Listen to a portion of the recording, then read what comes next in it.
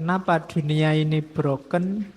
Karena manusia sudah tidak lagi kita lihat sebagai manusia.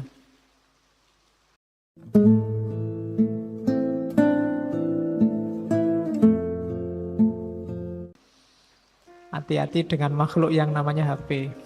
Apalagi sekarang mulai berkembang artificial intelligence. Intelijensi artifisial. Itu lama-lama peran kita sebagai manusia habis. Digantikan oleh mesin. Padahal sekarang kamu nyari kerjaan susah. Tapi besok semakin tidak banyak pekerjaan ketika dunia yang namanya artificial intelligence ini semakin berkembang. Karena nanti banyak mesin-mesin, banyak robot-robot yang bisa memainkan fungsi persis kayak manusia. Dan secara lebih eksak pasti, secara lebih pas dengan yang diinginkan oleh yang dimiliki. Kalau manusia kan bisa bantah. Kalau robot kan enggak. Kecuali listriknya mati atau baterainya habis. Jadi yang di film-film itu, yang dunia dikuasai robot, bisa jadi pada saatnya begitu. Bisa jadi mungkin besok orang punya anak manusia beneran itu males. Bikin aja robot. Lebih mudah diatur. Oke. Dan itu diantara yang digelisahkan oleh Gabriel Marcel. Dia membaca ada namanya The Broken World. Dunia kita sekarang sudah hancur, sudah pecah. Kenapa dunia ini broken? Karena manusia sudah tidak lagi kita lihat sebagai manusia. Hubungan antar manusia itu tidak ada, katanya Gabriel Marcel, di era teknologi modern. Yang ada hubungan antar fungsi. Kalau saya ngomong di hadapanmu sekarang, itu mungkin yang main bukan manusia saya dengan manusia kamu, tapi yang main adalah fungsi ustadz dan fungsi murid. Aku melihatmu jadi muridku, kamu melihatku jadi gurumu. Yang dilihat fungsinya. Kalau kamu ke warung, kamu tidak ketemu manusia, kamu sedang ketemu SPG-nya, kamu sedang ketemu waitress-nya, dan kamu sebagai memposisikan dirimu sebagai pembelinya. Jadi bermain fungsi. Ini bagi Gabriel Marcel, ini problem besar. Istilahnya beliau, the broken world. Manusia tidak dilihat sebagai manusia yang otonom. Bahkan sama orang tuamu mungkin kamu juga lebih melihat fungsinya. Apa gunanya orang tua buat kamu? Tidak kamu manusiakan beliau sebagai manusia yang punya hasrat, keinginan, cita-cita, punya mentalitas, punya rohaniyah, punya kebutuhan apa enggak. Kita selalu melihat orang dari fungsinya. Kamu melihat Jokowi hanya dia sebagai presiden. Atau dia sebagai yang kamu kasih amandat untuk memimpin Indonesia. Di luar itu kamu tidak pernah peduli. Dan relasi semacam ini loh yang sekarang terjadi di sekeliling kita. Bahkan kamu lihat lawan jenis pun kamu kan melihat fungsinya. Apa yang bisa dia berikan untukku. Kesenangan apa kira-kira dari dia buatku. Jadi manusia dengan manusia yang lain itu tidak pernah kena basa Jawane orang nate nguwongke. Tidak memposisikan orang lain sebagai manusia, tapi fungsi. Itulah yang disebut the broken world. Kita kerjanya persis mesin. Apa yang dimainkan oleh komponen mesin itu di sini. Di kos-kosan kita dilihat sebagai anak kos. Pak kosmu melihatmu sebagai anak kos dan kamu melihat Pak kos sebagai bapak kos. Mungkin sering ngawasi, sering ngecek kamu ngapain, kamu ngerusak maku-maku apa enggak. Pokoknya dilihatnya di level itu. Tidak pernah dimanusiakan. Apalagi nanti peradaban materi. Tidak cuma fungsi manusia yang dilihat, fungsi materinya. Kalau kamu jalan-jalan di Amplas, atau di Hartono Mall, itu kan SPG itu melihat kamu kan tidak sebagai manusia, tapi sebagai dompet yang berjalan. Ya kan, kira-kira nggo duit piro ya, nek wajah ngono-ngono itu mesti ndak nggo duit, mesti kamu ndak disapa, ndak disenyumi sama sekali nek wajah kayak kalian. Tapi yang kelihatan tajir, kelihatan mungkin disenyumi, disapa, silahkan mampir sedikit. Tapi kalau kalian yang lewat enggak. Kenapa? Dibayangkan dompetmu tipis. Itulah namanya the broken world. Dunia hari ini begitu. Kamu eksis sebagai dirimu, cuma orang lain menganggapmu hanya fungsimu. Apa penting Pak anggapannya orang lain tentang saya? Penting. Kenapa? Karena kamu tidak bisa eksis tanpa orang lain. Itu nanti nyawa teorinya Marcel. Kita tidak akan bisa eksis tanpa orang lain. Sementara ternyata hubungan kita dengan orang lain itu hanya hubungan fungsional, hubungan atas dasar fungsi. Kamu memahami takmir ya sebagai yang ngurusi masjid. Tidak kamu pahami dia ya manusia loh. Kamu memahami temanmu sebagai apa yang kamu butuhkan dari dia. Tidak kamu lihat dia juga manusia. Oke, jadi itu problem yang disasar oleh Gabriel Marcel, bahwa hidup kita hari ini ada dalam the broken world, dunia yang hancur. Ya ini susah untuk diatasi, tapi pelan-pelan. Berarti kalau kemarin kita bolak-balik ngomong latihanlah jadi manusia, itu hari ini Marcel ngomong latihanlah memanusiakan manusia. Sebelum ada atribut apapun, ingatlah kamu sedang ketemu manusia. Sebelum kamu lihat agamanya, alirannya, sektenya.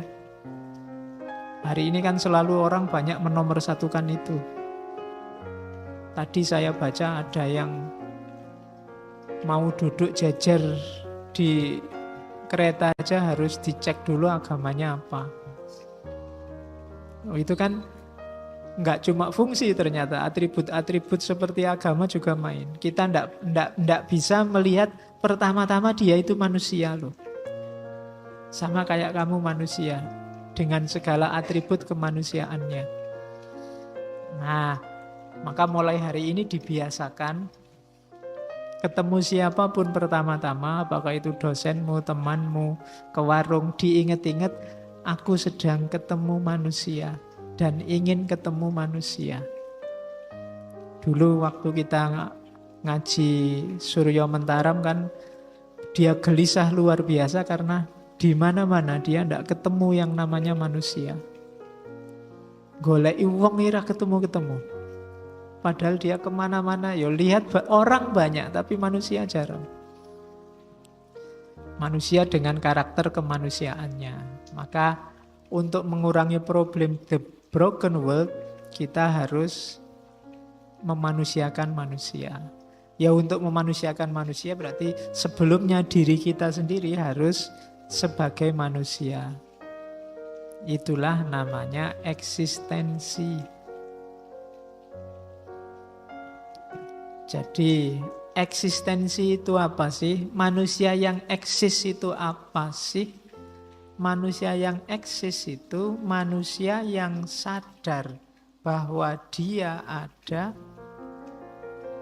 menguasai dirinya, dan bertindak atas nama dirinya. Itulah orang yang eksis. Ini nyawa teorinya eksistensialisme. Istilahnya kesadaran eksistensial, kedirian eksistensial.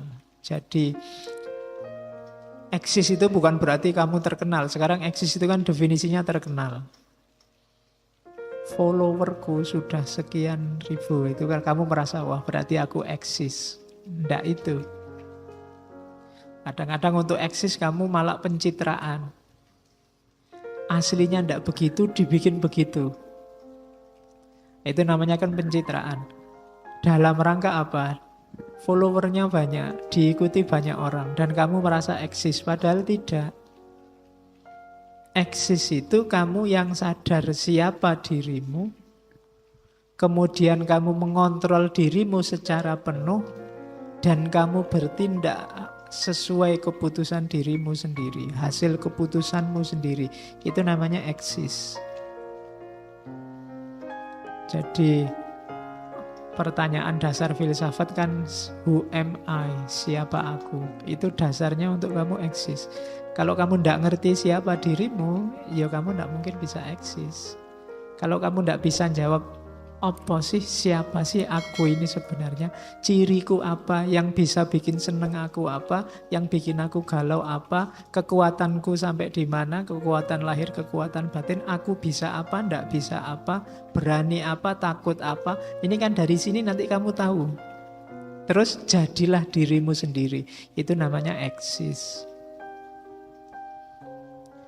Jadi lawannya eksistensialisme biasanya yang sangat dikritik itu ideologi kerumunan. Ideologi kerumunan itu kamu memahami dirimu, mengekspresikan dirimu, apa katanya orang banyak. Kalau hari ini, kalau anak muda menyebutnya tren. Itu ideologi. Tren itu bukan pasti jelek. Tapi kalau bukan jiwamu, bukan kamu, bukan gue dan bukan lu, boso galaunya, itu ya ndak usah diikuti. Kalau kamu ndak biasa ngomong alay, ndak usah ngomong alay. Ndak mentang-mentang trennya ngomongnya sekarang gitu semua, ndak. Kalau bukan kamu ya ndak. Kalau kamu nyamannya pakai sarung, ya pakailah sarung, jangan pakai jin. Nanti kamu sumpek sendiri, bolak-balik. Diangkat, dipelotrokin, sumpek aku pakai jin. Gara-gara pengen gaya. Jadi enggak, jadilah dirimu. Kalau sukanya sarung ya sarung, tapi ya lihat momennya. Jangan undangan pesta perkawinan yang lain pakai celana, kamu pakai sarung. Atau waktunya ronda kamu pakai jas. Saya nyamannya pakai jas ya Pak. Enggak begitu. Ya lihat situasinya, sesuai kata hatimu. Jadi jadilah dirimu, jangan ikut kerumunan. Kalau di Heidegger kan ada manusia itu ada Dasein, ada Dasman. Dasein itu manusia otentik. Segala keputusan hasil pertimbangannya sendiri. Kalau Dasman itu manusia palsu. Manusia yang itu tadi, logikanya ikut kerumunan. Yang lain kemana, dia kemana. Kalau ditanya, kenapa kok begitu? Ya yang lain begitu. Jawaban yang lain begitu itu menunjukkan kamu tidak Dasein, bukan manusia yang otentik. Kenapa kok bolos Pak? Lah Pak, yang lain juga sering bolos. Wah itu berarti kamu logikanya kerumunan. Kok sampean gonta-ganti HP? Sekarang modelnya memang begitu Pak, HP harus gonta-ganti. Eksistensi itu kuncinya sadar diri, kemudian implementasi diri sesuai keputusan sendiri. Itulah nanti yang menentukan kita ini berada atau tidak berada. Oke, terus jangan tertipu oleh fisik dalam hal eksistensi, mewujudkan keinginan eksistensimu. Jadi, kenapa jangan tertipu oleh fisik? Banyak orang menganggap parameternya eksistensi itu fisik. Tidak selalu begitu. Kayak tadi misalnya kamu pakai bahasa galau, Terus, wah kamu tidak eksis sebagai dirimu. Lu ndak. Bahasa alay, bahasa galau tadi memang kamu sedang galau dan sedang ingin ngomong alay dan kamu bisa eksis begitu. Jangan dilihat sarungnya. Yang lain sarungan, sekarang kamu ikut sarungan. Lu ndak. Saya memang pingin sarungan. Yang lain sarungan, saya terinspirasi, tak pikir-pikir memang cocoknya pakai sarung ya. Kalau pakai celana itu ndak bebas. Kalau pakai sarung, cepet ke kamar mandi tinggal diangkat selesai. Kalau mau ngapa-ngapain enak. Nah, berarti saya itu pakai sarung. Yang lain sudah duluan pakai sarung, tapi sekarang kamu pakai sarung itu keputusanmu. Bukan karena ikut-ikutan. Jadi jangan terjebak oleh fisik. Karena ekspresi fisik itu tidak selalu ya, tidak selalu tidak. Jangan dilihat materinya belaka. Orientasinya jangan unsur fisiknya. Terus. Nah, yang pertama itu. Terus yang kedua, saat kamu ingin eksis, bedakan antara being dengan having. Ini sering orang keliru.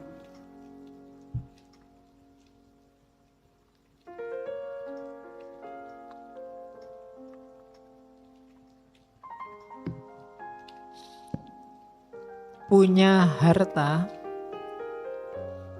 dan watak kaya.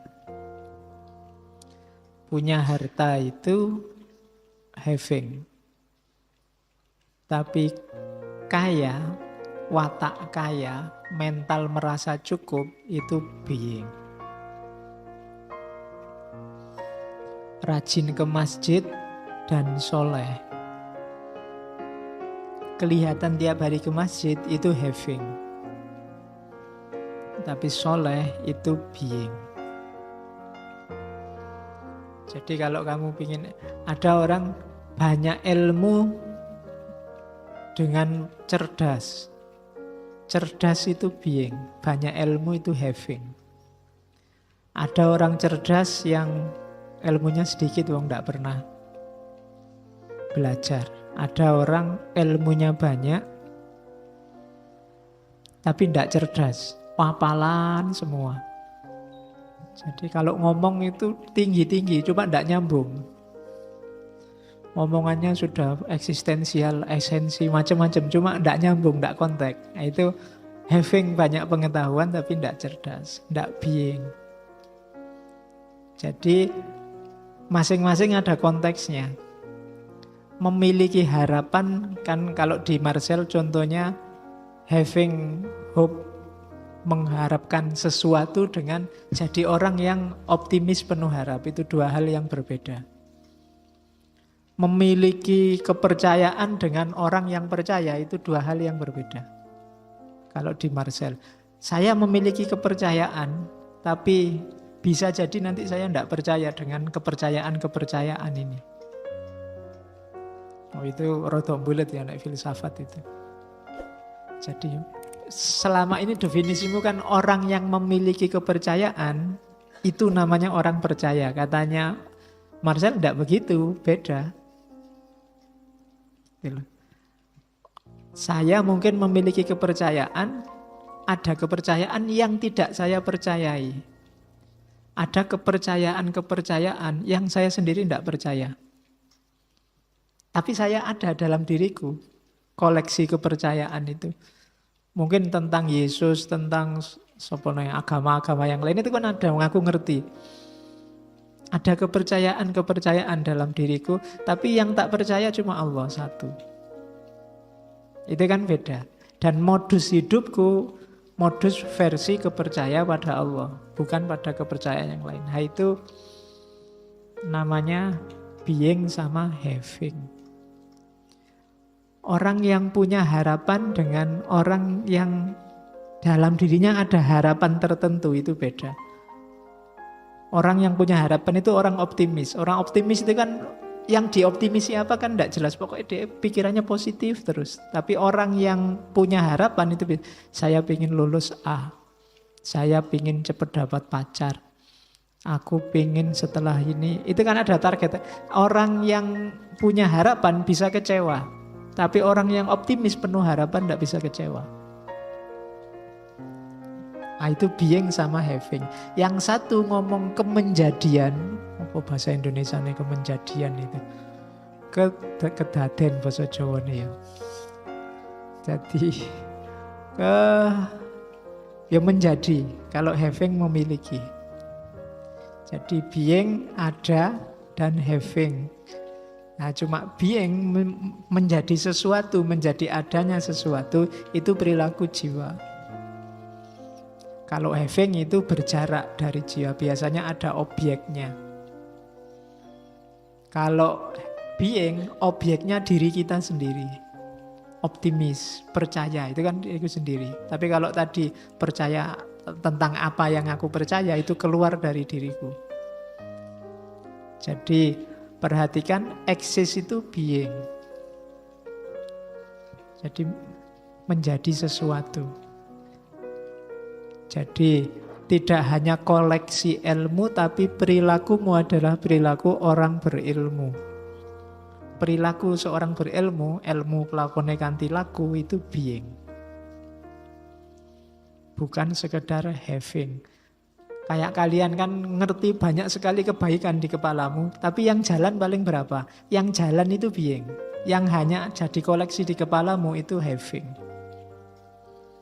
Kamu ngerti lah kalau puasa sunnah Senin Kemis itu bagus. Kamu ngerti sholat tahajud itu bagus. Kamu ngerti rajin ngaji itu bagus. Selalu zikir itu bagus. Kamu tahu koleksi ini lengkap di kepalamu. Kalau ditulis bisa berjilid-jilid. Cuma yang kamu jalankan hanya beberapa. Atau jangan-jangan enggak semua. Pokoknya sembahyang 5 waktu itu pun kadang bolong-bolong, Pak. Dan saya yakin Allah Maha Pengampun, Pak. Mentalmu kan begitu. Loh, beingmu berarti being yang semacam itu. Itu being. Meskipun havingmu banyak. Sama kayak koleksi teman cakep banyak. Cuma yang srek di hati cuma satu itu. Yang being yang satu ini. Yang lain cuma koleksi. Having. Nah, sing pacare oke itu saya nggak yakin jatuh cinta semuanya satu-satu, paling itu sifatnya having. Gue koleksi lumayan, ada yang model gini, ada yang model gitu, ada yang model gini dan seterusnya. Nah, itu being sama having. Maka kalau ada yang bilang saya sudah punya pacar, itu menunjukkan baru having. Bukan being. Beda dengan saya jatuh cinta. Jatuh cinta itu being. Tapi kalau punya pacar itu having. Memiliki.